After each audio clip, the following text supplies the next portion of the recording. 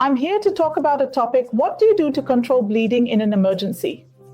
You may be a passerby on a road, you may see somebody getting hit by a vehicle, a child fall, or an adult fall, and sudden outgush or outpouring of bleeding. So what do you do? The first thing to remember is to try and apply pressure on the area where the bleeding is happening. This helps all the platelets and clotting factors. So factors and proteins that help control the bleeding come to rescue at the spot. Also, it reduces or closes the lumen or the inner part of the artery or the blood vessel that is supplying blood. So immediately halts bleeding.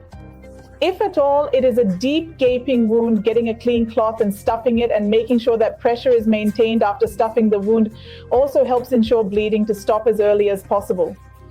Apart from this, if you have a little more experience, getting a clean cloth and tying what we call a tourniquet is nothing but a pressure that's applied, just proximal, so just closer to the body from where the injury is. Say there is a person who has a cut finger.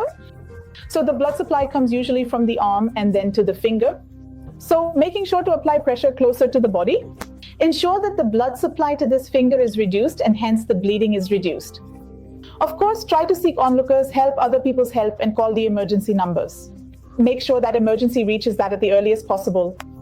If it is a small bleed, like a nose bleed, make sure that the compression is placed at the tip of the nose. Make sure that the patient leans forward, does not swallow the blood, opens their mouth and breathes, so that blood doesn't enter their stomach and make them sick.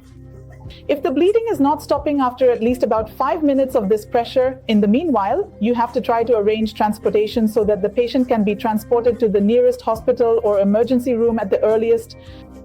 Feel free to reach out to us if you have any other questions about how to control bleeding in an emergency. Thank you.